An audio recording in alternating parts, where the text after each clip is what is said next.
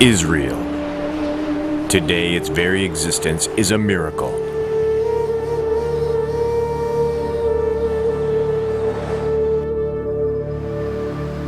The Bible tells us it is the inheritance of God's chosen people, the Jews. But what does that mean for the people of the New Testament?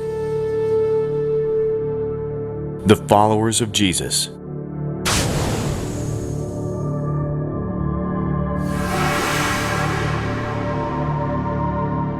Does Israel have a right to exist? And if so, why should we care?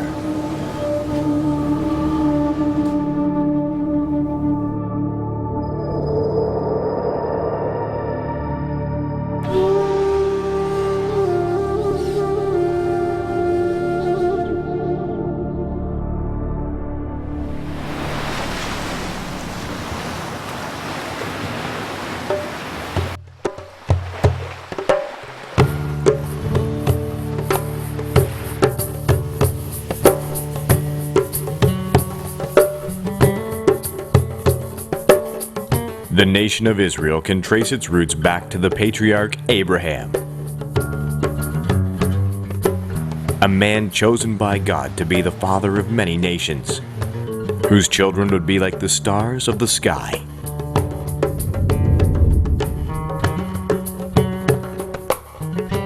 Israel, a journey through time, past, present, and prophetic. What the prophet said about Israel. The story begins here in this desert landscape, which in the distant past was a fertile plain. It was to this place that Abraham and his nephew Lot came with their families, their flocks.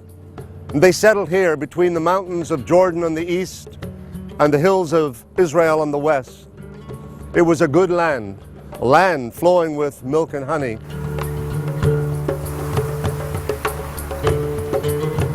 But who was Abraham?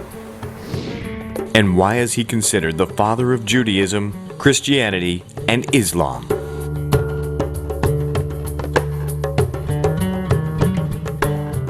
Abraham first appears as Abram in Genesis 11:26. He was born in Ur of the Chaldeans, which is now located in modern-day Iraq. The story of Abraham is an interesting story. It's a story about a family and a person who started at the heart of civilization of that time in Mesopotamia, which is today Iraq and Syria, in between the two huge rivers, the Euphrates and the Tigris. Very fertile area, real center of civilization, power, urbanism. And his family, his father, took him and the rest of the family from south there to the place of Ur, moving to Haran. The Bible tells us that Abram, his wife Sarai, and his father Terah set out from Ur of the Chaldeans to go to Canaan.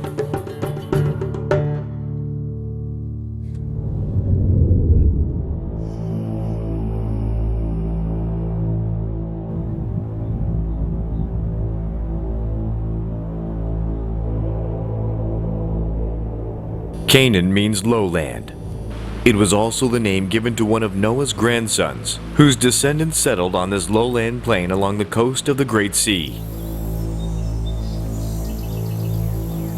Better known today as the Mediterranean Sea. The various branches of this family became known as the Canaanites. The book of Genesis tells us in chapter 10 that the Canaanites lived in the land between Sidon and Gaza. Today, 4,000 years later, these places still exist.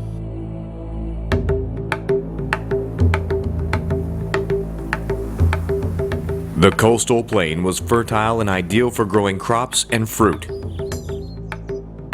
It also had strategic importance as a land bridge between three continents: Africa, Asia, and Europe.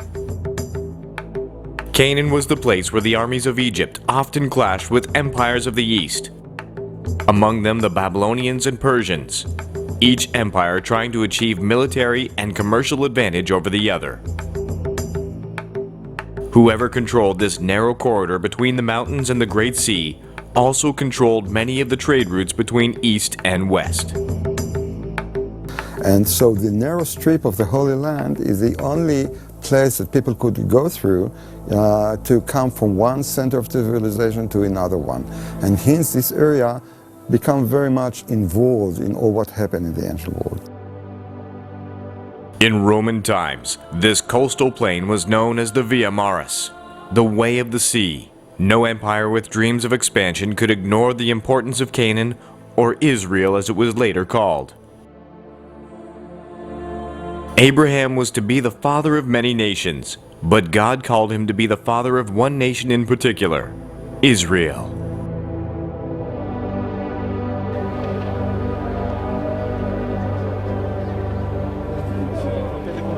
And so God entered into a covenant relationship with Abraham.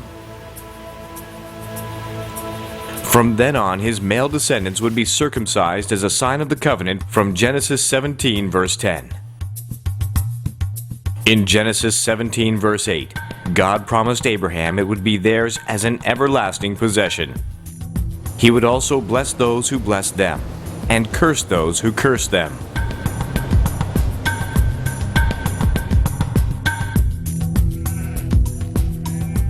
While Abraham and his nephew Lot prospered on the fertile plains of Canaan, they also ran the risk of being contaminated by Canaanite practices, which God looked upon as sinful abominations.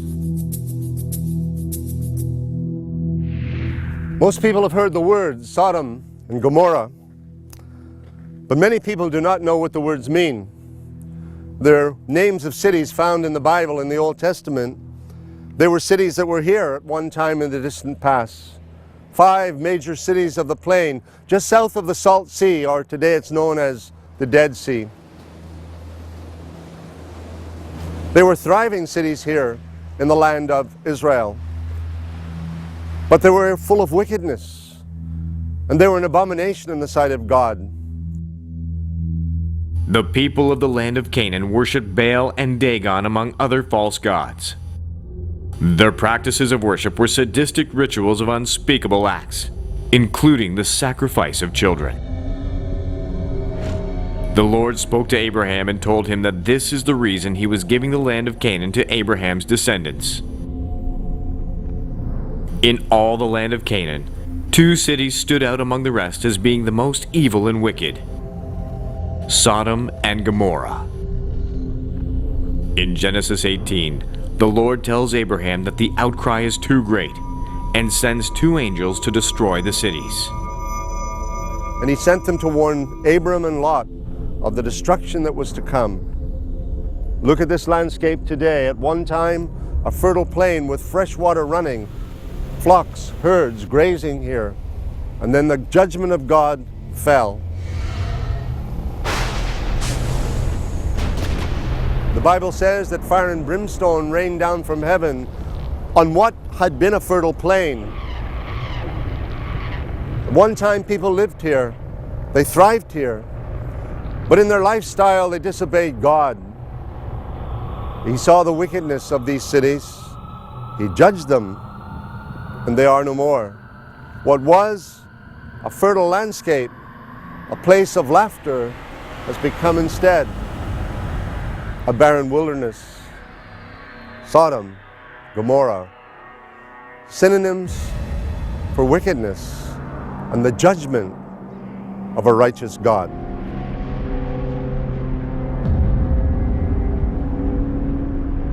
But the story of Israel continued because God had promised blessings to Abram and his descendants, and they became Israel.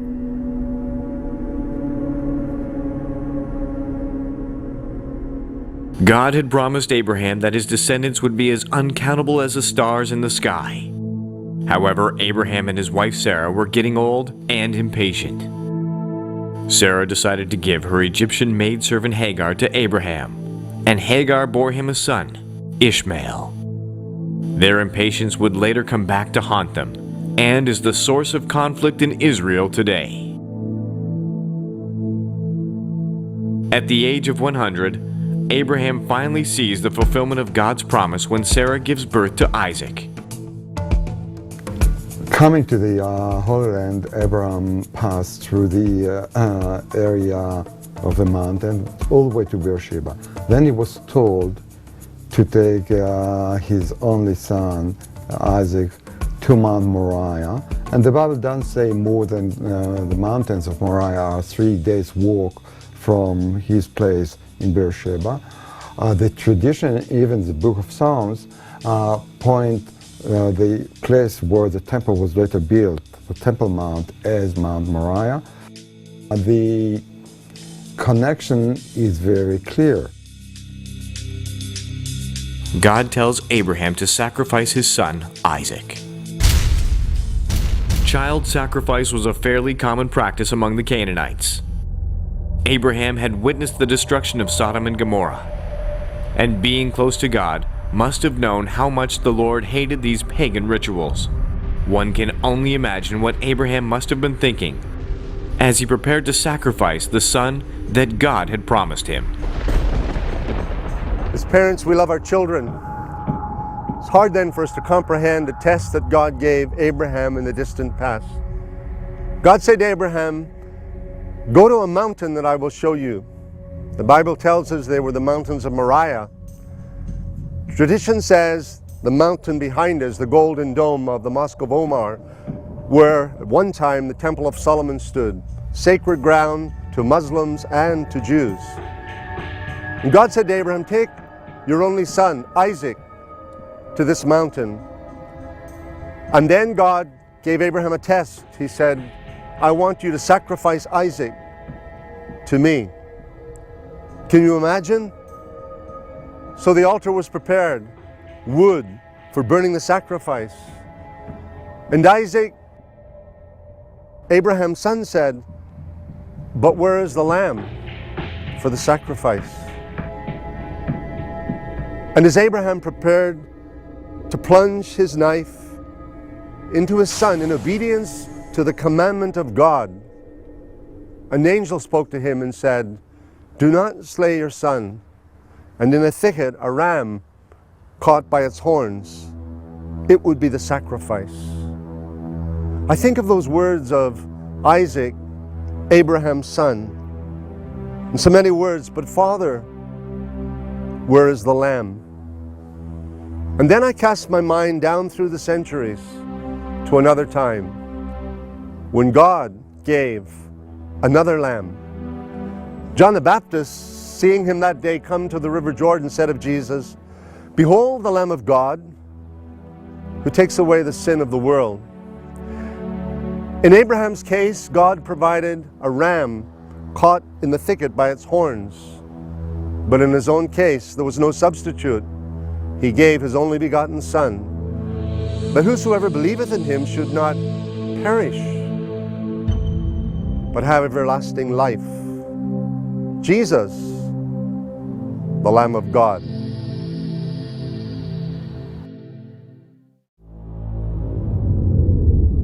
While two major faiths now lay claim to the sacred ground of what is known as the Temple Mount, it is important to realize that one is relatively new compared to the other.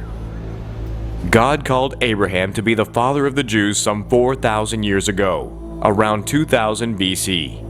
Yet Islam emerged less than 1400 years ago, following the birth and influence of a man named Muhammad. Yet both claim Abraham as their ancestral father, the Jews through Abraham's son Isaac by his wife Sarah, the Muslims through Abraham's son Ishmael by Sarah's Egyptian servant Hagar. The effects of this dysfunctional family continue to be felt today.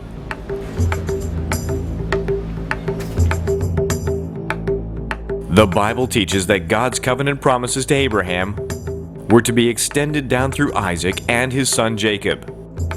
The names of Jacob's 12 sons became the titles given to the 12 tribes of Israel, each tribe being comprised of the descendants of each of Jacob's sons and their families. In time, they would be known as the chosen people and heirs of God's covenant promise to Abraham.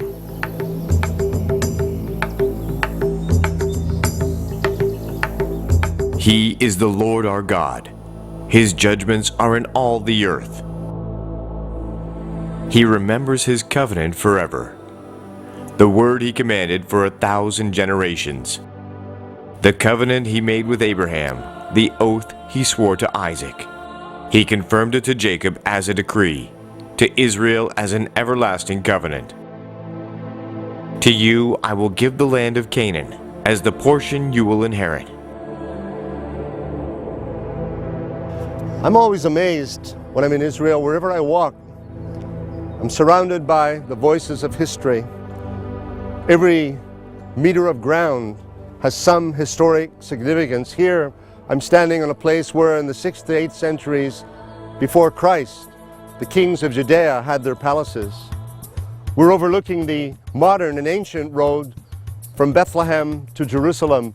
Jerusalem that way with its Temple Mount, and Bethlehem to the south. It was along this road that Jacob traveled. He was the grandson of Abraham, he and his wife Rachel. And as they approached Ephrat, or Bethlehem as it is known today, she gave birth to her second son.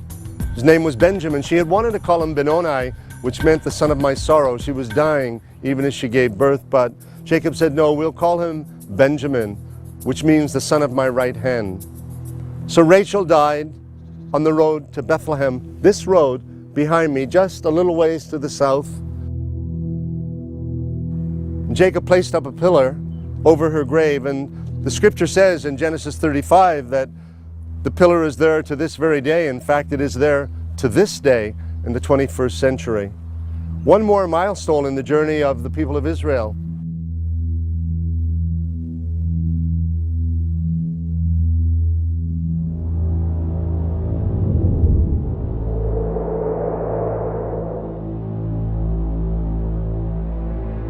Joseph, the favorite son of Jacob. His story has fascinated the world for thousands of years. The son of Israel betrayed by his brothers, sold into slavery, he is taken to Egypt, where he eventually rises from the depths of prison to become ruler under Pharaoh.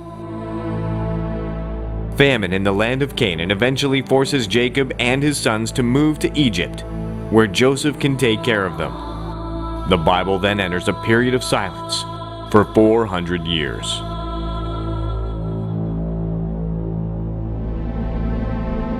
Exodus wakens to find the Israelites, the descendants of Jacob, now forced into slavery by a ruler in Egypt who did not know the history of Joseph and the Israelites. The first chapter of the book of Exodus ends with the horrific order of Pharaoh to throw every baby boy into the river Nile. On the banks of the Nile, a Hebrew woman places her son in a papyrus basket in a desperate attempt to spare his life.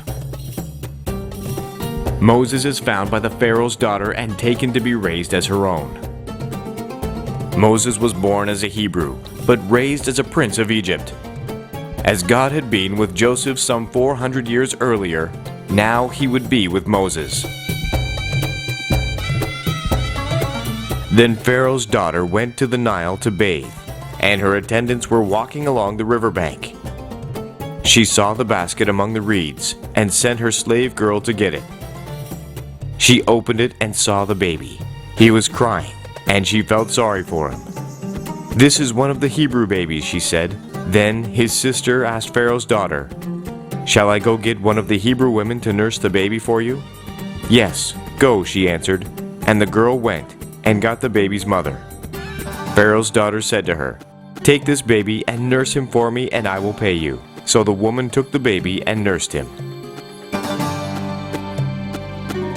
Raised as a prince of Egypt's royal household, Moses learned the ways of the Egyptians, but he remained a Hebrew at heart. One fateful day, he found an Egyptian mistreating a Hebrew slave. Moses intervened and, in an impulsive act, killed the Egyptian. Fleeing for his life, Moses spends 40 years in Midian, where he married his wife Zipporah, and he would learn the ways of a desert shepherd and nomad. But he would do so under the watchful eye of the God of all creation and of Israel.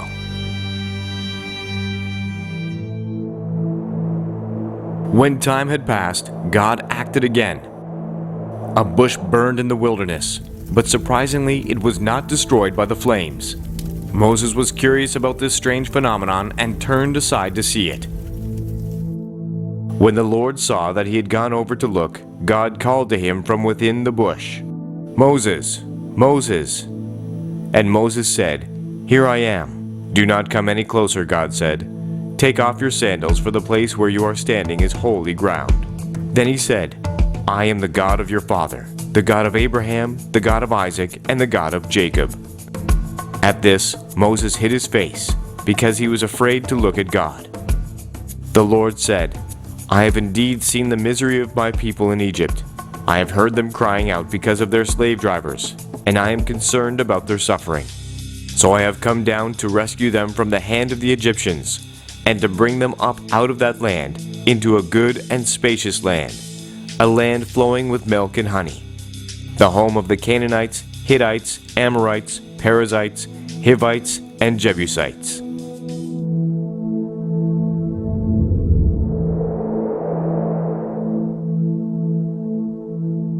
God had heard the cries of his chosen ones as they labored in the slime pits of Egypt, and Moses' appointed time had come for them to be delivered out of bondage. Moses would be the instrument of that deliverance, but not before the 10 plagues had humbled Pharaoh's heart and forced him to respond to Moses' demand. "Thus says the Lord of Israel, let my people go."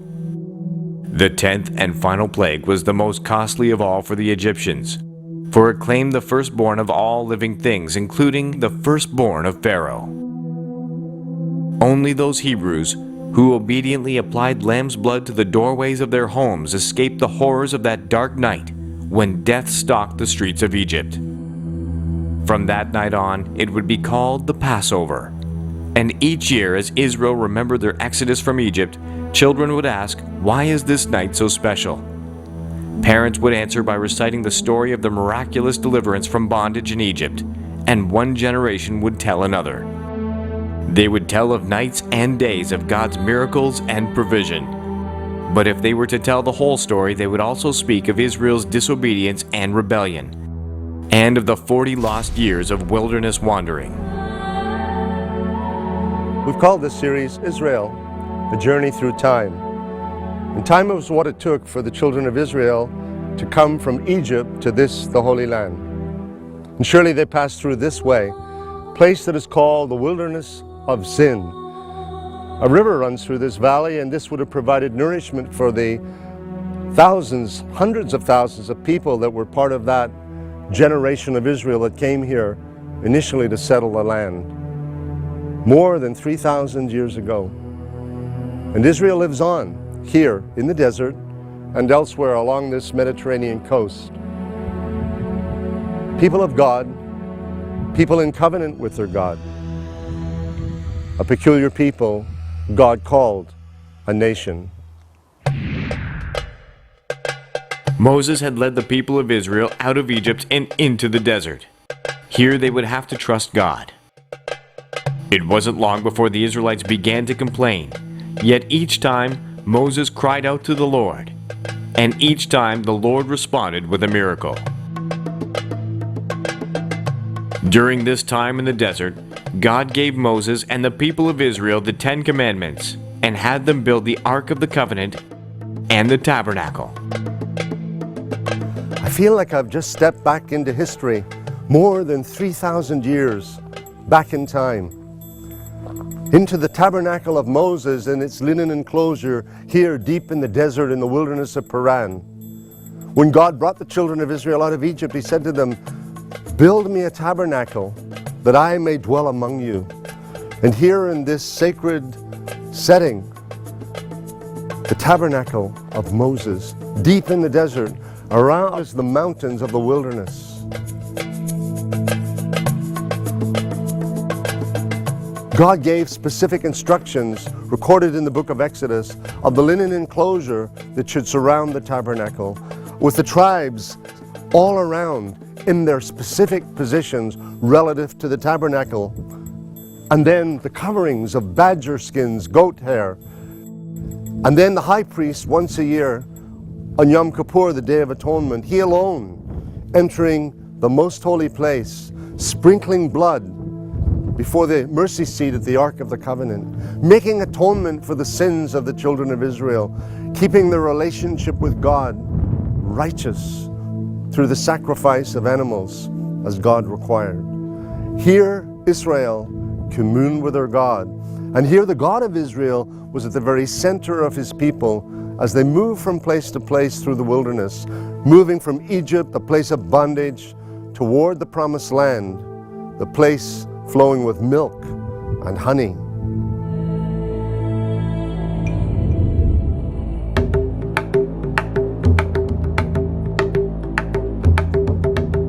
Moses would live long enough to see the promised land, but he would never enter it.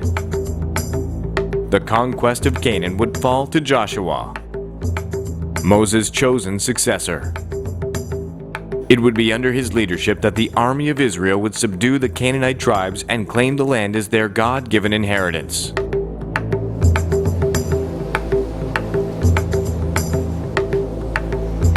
God spoke to Moses.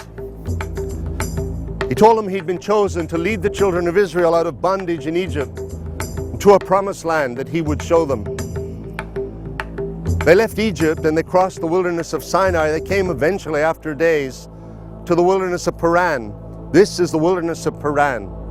They camped on the border of what was the land of Canaan. And from there, Moses sent 12 spies, a leader from each of the 12 tribes of Israel, 12 chosen men who would go through the length and breadth of the land of Canaan and spy it out and bring back a report. So the men went north through the wilderness of Zin. They went east toward Hebron and the valley of Eshcol. Eshcol means cluster, and they brought back the grapes on a cluster, on a stave between two men. They said, truly it is as the Lord has said. Joshua and Caleb, two of those leaders, were ready to go in and possess the land. They were men of great faith. But the other 10 spies brought a negative report. They said, yes, the land is as God has said, but there are giants in the land and there are fortified cities. We'll not be able to overcome them. We are in their sight as grasshoppers. They are giants compared to who we are.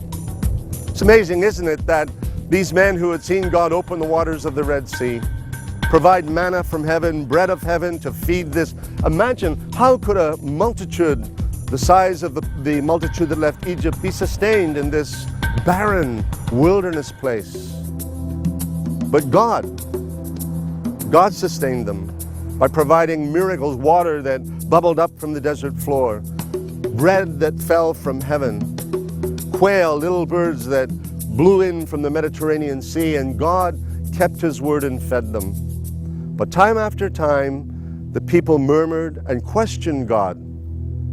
They came to the border of what became Israel. And because they rebelled against God, they were turned back into the desert for more than 40 years. And God kept them there until that first generation, all those aged 20 and older, had died in the wilderness. And then he brought the new generation into the land of Israel.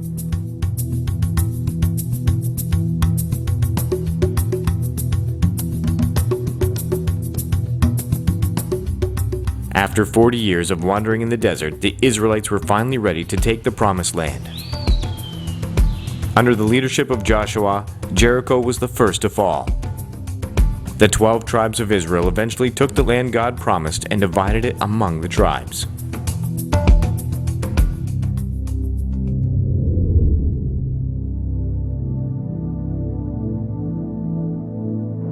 In time, kings would be appointed to rule the people, but not before there was a prolonged interlude when judges held sway. Violent times when sin and rebellion were all too prevalent among Jacob's descendants, and when they eagerly embraced the idolatrous ways of the Canaanites. Even so, God found those who would speak and act for him. Men like Gideon, Samson, and women like Deborah. It is toward the end of this dark period in the unfolding drama of Israel that a young Gentile woman from Moab named Ruth enters the history of God's chosen people.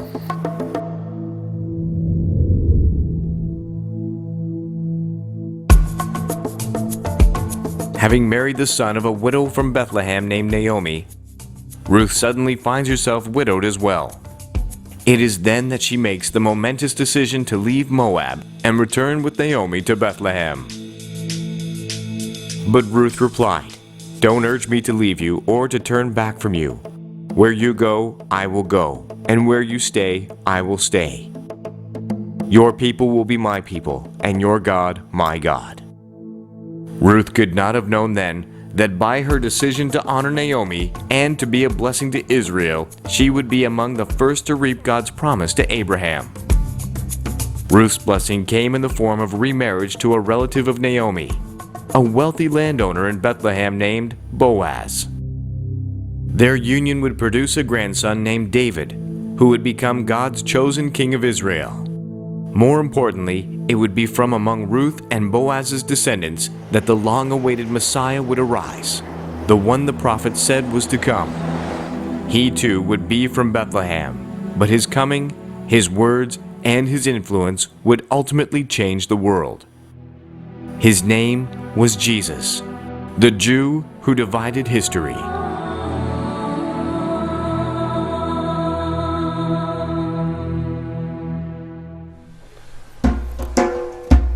In the distance, the mountains of Moab, which is the setting for the story of Naomi and Ruth, told in the book of Ruth in the Old Testament. Below those mountains, the Salt Sea, or the Dead Sea as people call it today. But just below me here, springs of fresh water, a new phenomenon that has occurred in recent years, but it is really the fulfillment of a prophecy that Isaiah gave in the distant past. It's recorded in Isaiah 35.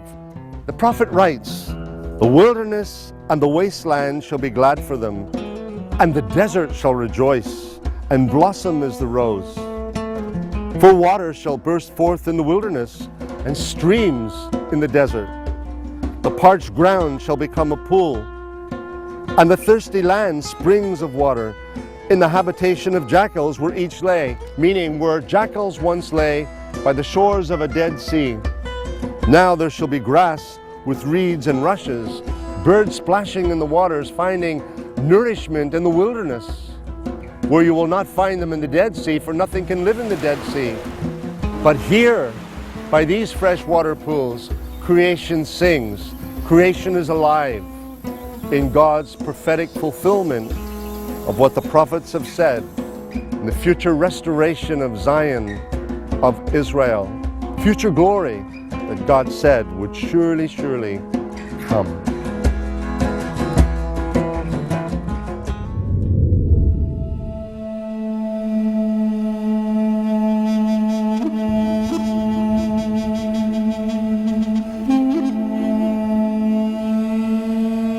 The period of the judges was ending just as the prophets began to appear again in Israel.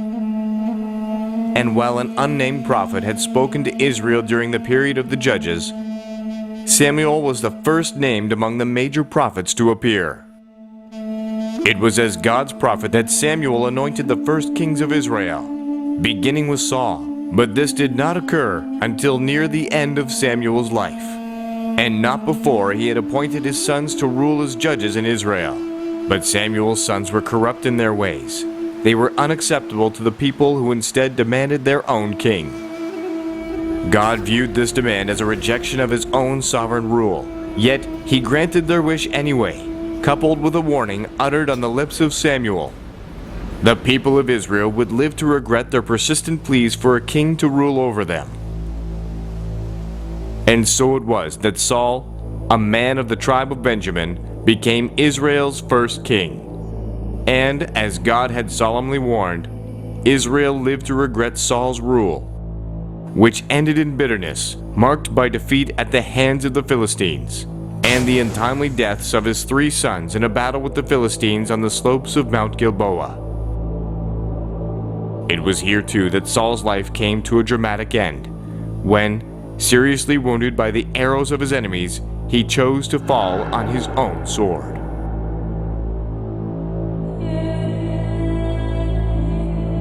In truth, God had already rejected Saul's kingship long before this dark day, for he had not always been obedient to the commands of God.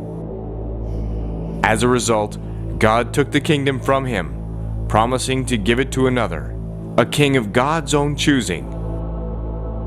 David, son of Jesse, great-grandson of Ruth and Boaz, would be the new king of Israel. David, who earlier had been Saul's champion in the contest with the Philistine giant Goliath, was popular with the people of Israel, which only enraged Saul and fueled the fires of his jealousy. More than once he tried to kill David, who was forced to flee for his life to the wilderness.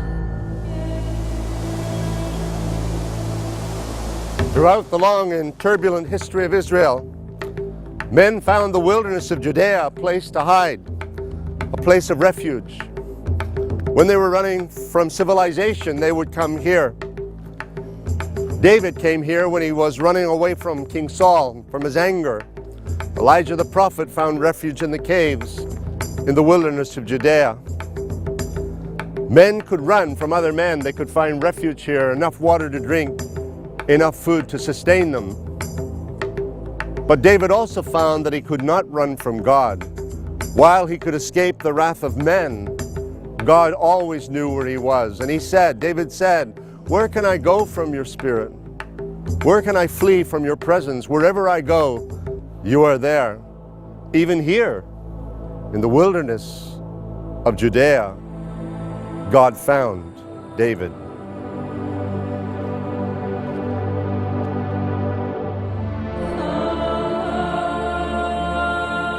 The people of Israel still look upon the reign of David as Israel's high watermark.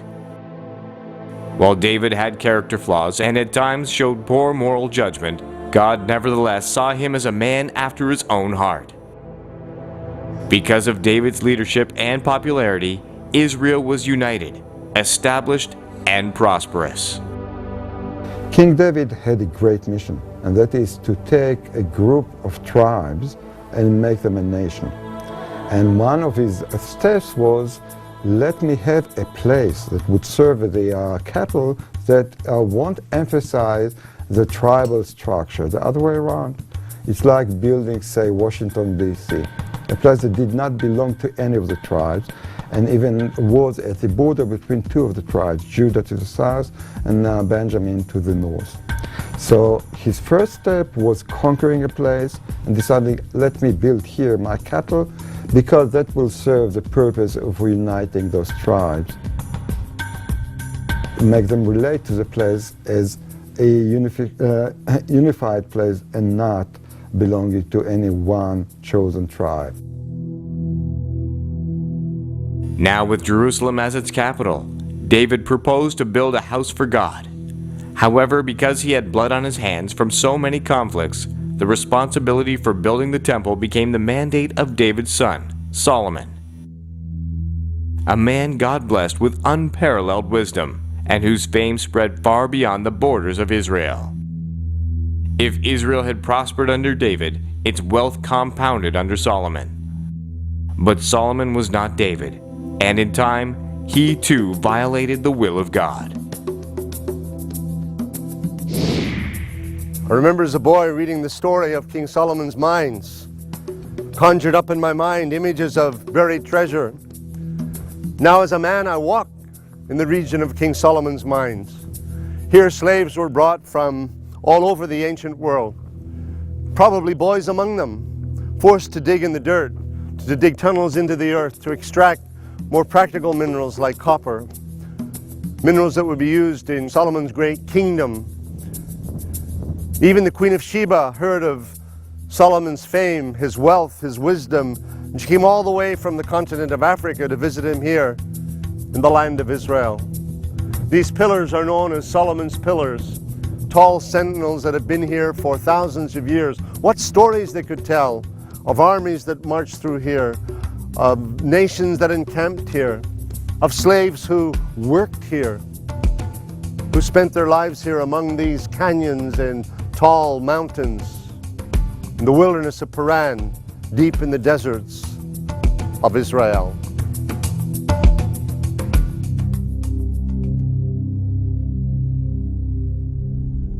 So Solomon did evil in the eyes of the Lord. He did not follow the Lord completely as David his father had done. On a hill east of Jerusalem, Solomon built a high place for Chemosh, the detestable god of Moab, and for Molech, the detestable god of the Ammonites. He did the same for all his foreign wives, who burned incense and offered sacrifices to their gods. The Lord became angry with Solomon because his heart had turned away from the Lord, the God of Israel, who had appeared to him twice.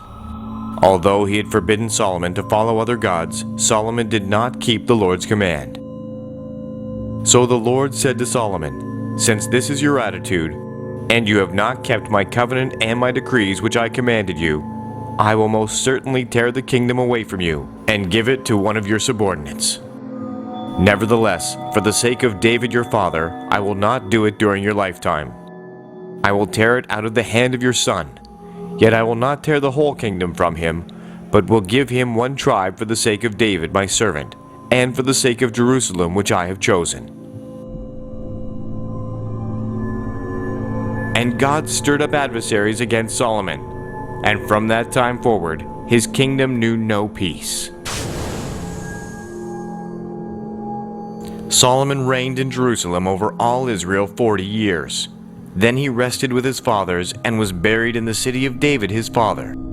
And Rehoboam his son succeeded him as king.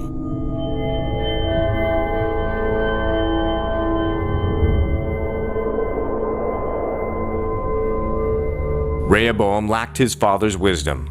Ignoring the advice of the older and wiser elders of Israel, he chose instead to listen to the foolish counsel of his peers, with the result that had been the united kingdom under David and Solomon was now divided. From then on there would be two kingdoms, one consisting of 10 tribes known as Israel, who possessed the northern half of the country, and 2 tribes, Judah and Benjamin, who remained in the south, in the vicinity of Jerusalem.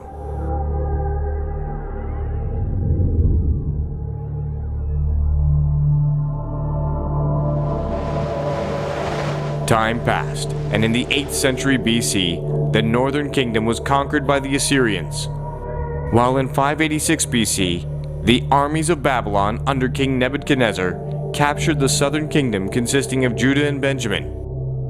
In the process, the Babylonians also destroyed Jerusalem and the temple Solomon had built on Mount Moriah, better known today as the Temple Mount. This brought to an end Israel's most glorious days.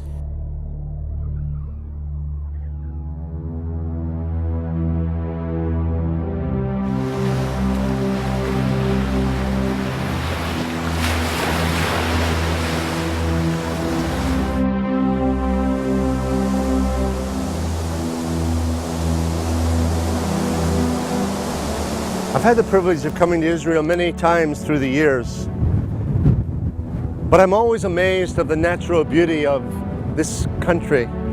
Small in size, but the contrasts are remarkable. One minute you can be in the desert and the next minute in the green hills of Galilee. One moment by the Dead Sea where no natural life forms exist, and then in the Sea of Galilee, which is teeming with fish. And on this day, along the shores of the Dead Sea, and just above the oasis of En-Gedi, again, the natural landscape, it's as if God every day takes out his paintbrush and he paints a new scene of beauty in this land that he called his own. This is a desert place, but it was in biblical times a place of refuge. David found refuge here from the anger of King Saul. He and his men hid in the caves just above me here at En-Gedi. It's the psalmist who said, "As the deer pants for the water, so my soul longs after you, O God." You can understand the psalmist writing those words in this place.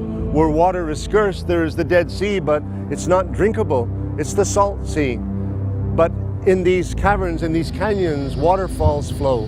There is fresh water and the animals go to drink. Here, David and many others have found refuge down throughout biblical history. This is the land of God. Its name is Israel.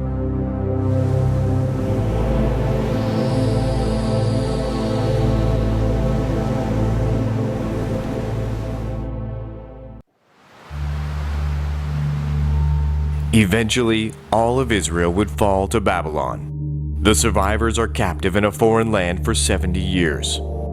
During this time, Daniel would be raised up and become a powerful prophet predicting the end times. Israel never again soared to the heights of national pride and influence reached under David and Solomon. In all this time, however, God was never short of a faithful remnant in Israel, much less prophets who spoke to the nation in his name. But then, one day, even the voices of the prophets fell silent. Israel, the land, and the people would struggle to exist. After this, the Bible remained silent for nearly 400 years. Until the strange appearance of a star in the sky, noticed by wise men from the east.